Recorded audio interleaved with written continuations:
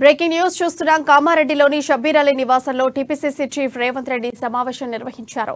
కామారెడ్డిలో గెలుపు కోసం అనుసరించాల్సిన వ్యూహంపై ఠాక్రే, షబ్బీర్ అలీ, సుదర్శన్ రెడ్డి, మహేష్ కుమార్ గౌడ్తో భేటీ అయ్యారు. బీసీ డిక్లరేషన్పై నేతలతో రేవంత్ రెడ్డి చర్చించారు.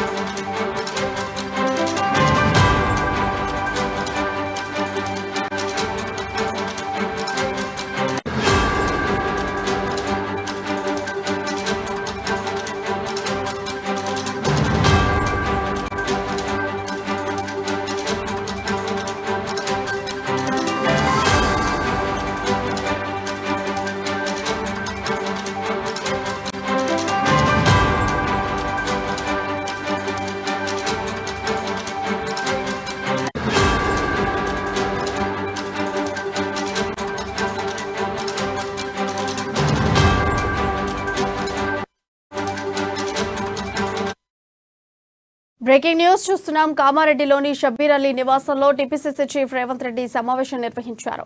కామారెడ్డిలో గెలుపు కోసం అనుసరించాల్సిన వ్యూహంపై ఠాక్రే, షబ్బీర్ అలీ, సుదర్శన్ రెడ్డి, మహేష్ కుమార్ గౌడ్తో భేటీ అయ్యారు. బీసీ డిక్లరేషన్పై నేతలతో రేవంత్ రెడ్డి చర్చించారు.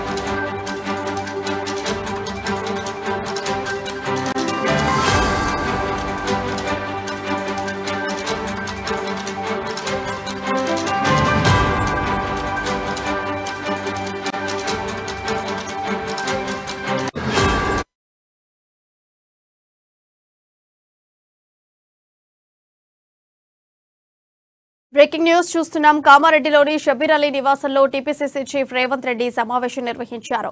కామారెడ్డిలో గెలుపు కోసం అనుసరించాల్సిన వ్యూహంపై ఠాక్రే, షబ్బీర్ అలీ, సుదర్శన్ రెడ్డి, మహేష్ కుమార్ గౌడ్తో భేటీ అయ్యారు. బీసీ డిక్లరేషన్పై నేతలతో రేవంత్ రెడ్డి చర్చించారు.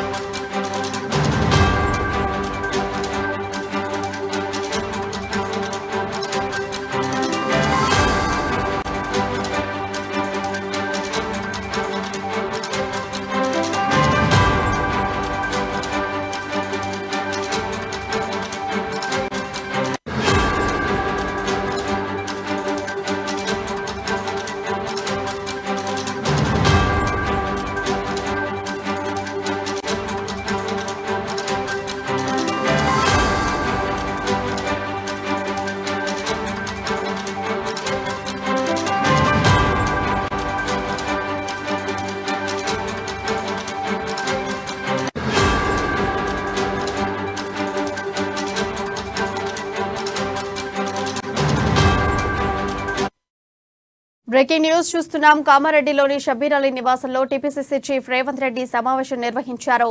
కామారెడ్డిలో గెలుపు కోసం అనుసరించాల్సిన వ్యూహంపై ఠాక్రే, షబ్బీర్ అలీ, సుదర్శన్ రెడ్డి, మహేష్ కుమార్ గౌడ్తో భేటీ అయ్యారు. బీసీ డిక్లరేషన్పై నేతలతో రేవంత్ రెడ్డి చర్చించారు.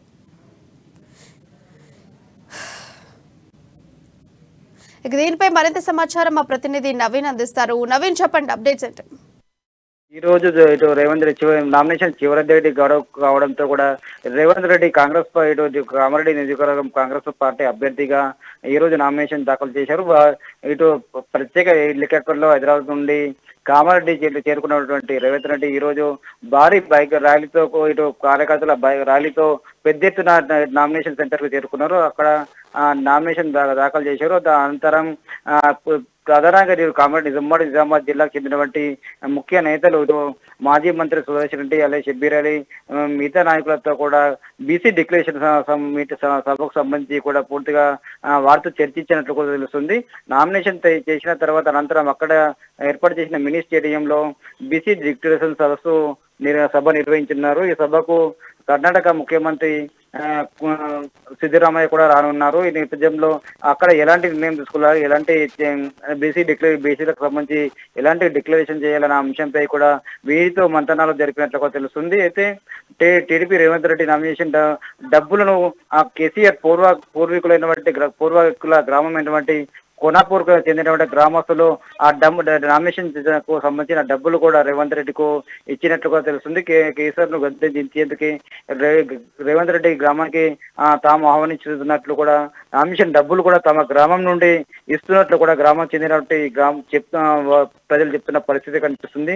10 ఏళ్లుగా కేసీఆర్ తమ పూర్వ గ్రామము అనేటువంటి కోనాపూర్ ఇంతవరకు గుర్తుకురాలేదు, ఇప్పుడు గుర్తుకొస్తుందా అని చెప్పి కూడా గ్రామస్తులు ఆగ్రహం వ్యక్తం చేశారు.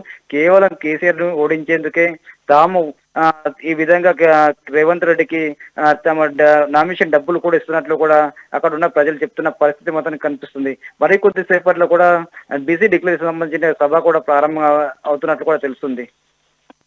Thank you.